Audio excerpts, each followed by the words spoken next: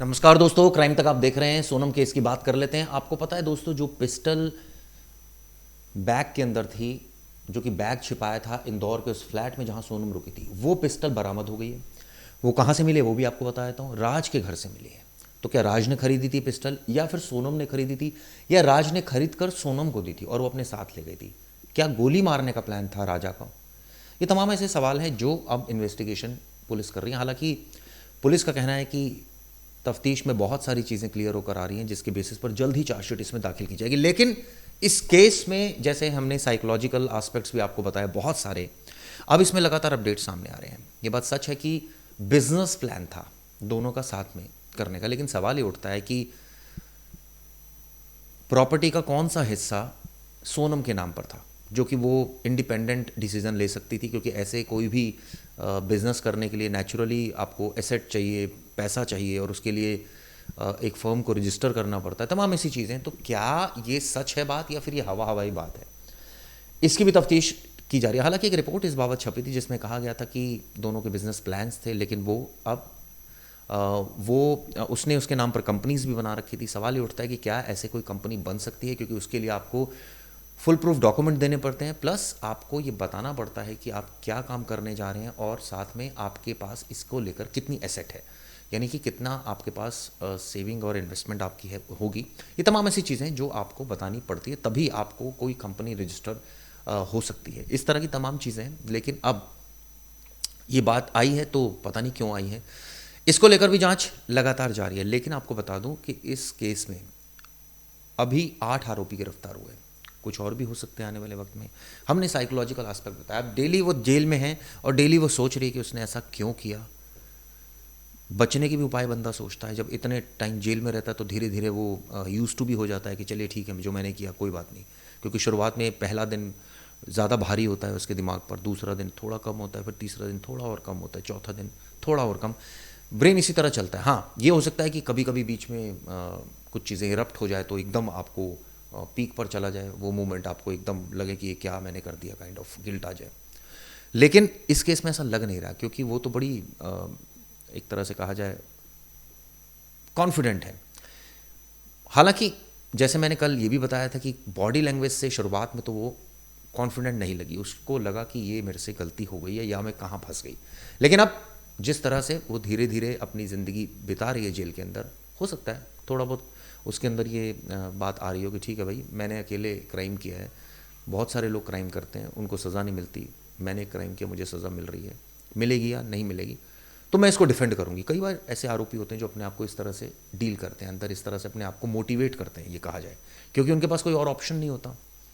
बाहर से कोई लोग आ नहीं सकते मोटिवेट करने, अंदर किसको अपना दुखड़ा सुनाए, तो खुद को ही मोटिवेट करना होता है, और इस तरह से कई बार कैदी कर लेते हैं। लेकिन सच्चाई ये है कि इस केस में न्याय ज़रूर मिलना चाहिए, क्योंकि जिस तरह से राजा का कत्ल हुआ और जिस तरह से उसके परिवार को इतना ज़्यादा दुख देखने को मिला, इसका कोई कॉम्पनसेशन नहीं है।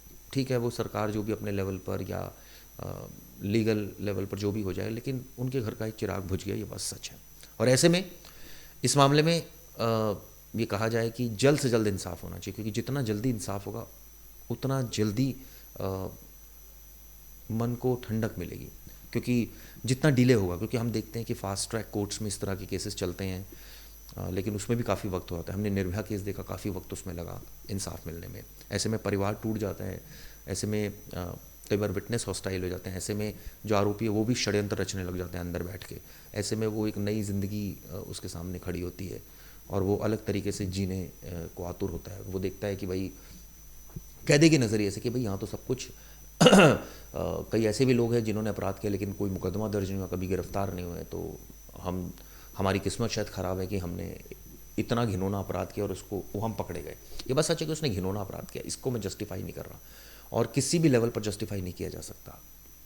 मैक्सिमम पनिशमेंट मिलनी चाहिए। और मैं पर्सनली अगर मेरी बात मतलब मेरा ओपिनियन जाने, तो मैं तो चाहता हूँ फांसी की सज़ा इसमें मिलनी चाहिए, क्योंकि जिस तरीके से कत्ल किया गया है, बहुत ही अफसोसजनक है। हमारे तमाम दर्शक भी यही मानते हैं, और काफ़ी अलर्ट दर्शक हैं हमारे जो इस पर लगातार अपडेट्स देख रहे हैं। वो भी ये चाहते हैं कि इस मामले में न्याय मिले।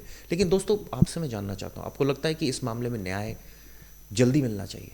किस तरह से न्याय मिलना चाहिए, आप सजेस्ट कीजिए। क्या फास्ट ट्रैक कोर्ट होनी चाहिए, डेली सुनवाई होनी चाहिए, जल्दी से जल्दी विटनेसेस को एग्जामिन करना चाहिए, ताकि जो भी फॉरेंसिक एविडेंसेस हैं उनको भी जल्दी से जल्दी कोर्ट के समक्ष रखना चाहिए ताकि न्याय जल्दी मिले। क्योंकि अभी तो लोअर कोर्ट है, फिर हाई कोर्ट है, फिर सुप्रीम कोर्ट है, फिर राष्ट्रपति, बड़ा लंबा सफ़र तय करना होता है। तो जो सफ़र जल्दी जल्दी हो जाए उसमें अच्छा रहता है, क्योंकि ऐसे में वो जेल में तो रहेगा ही, और उसकी मौत भी अगर निश्चित है कि भाई उसको फांसी होगी तो वो भी जल्दी होनी चाहिए। कहने का मतलब ये है कि डिले, जितना डिले होगा तब तक, मतलब आप सोचिए 7 8 9 साल कितना वक्त बीत जाता है, आदमी टूट जाता है, जो पीड़ित है वो भी टूट जाता है, पुलिस वाले भी, जज भी रोज़ सुनवाई कर रहे होते हैं उसके, हालांकि जजेस के ट्रांसफ़र होते हैं, कई बार कोई नई जज सुनता है।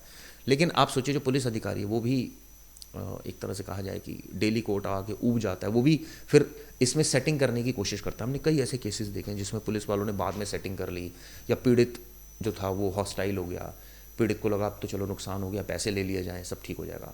मुझे पता है इस केस में ऐसा नहीं होने वाला, लेकिन हमने कई ऐसे केसेस देखे जिसमें ऐसा हुआ है। कई बार ऐसा भी देखा है हमने कि पुलिस और एक्यूज्ड पार्टी मिल गई आपस में, और कोर्ट में जो गवाही दी वो उससे पुलिस ने अजीब सी बात कर दी, जिसको डिफेंस को एक बहुत बड़ा मौका मिल गया। तो ये तो आने वाले वक्त में पता चलेगा कि पुलिस का रोल इसमें क्या होगा, शिलांग पुलिस का। अभी तक तो बहुत अच्छा रोल है पुलिस का, उम्मीद करते हैं आगे भी अच्छा रहे, ईमानदारी से इसकी जांच करें, और बहुत ही अच्छी जांच करी है एसपी विवेक सिंह के नेतृत्व में, इसमें तो कोई दो राय नहीं। आप लोगों का दोस्तों इस पर क्या व्यू पॉइंट है बताइएगा। धन्यवाद।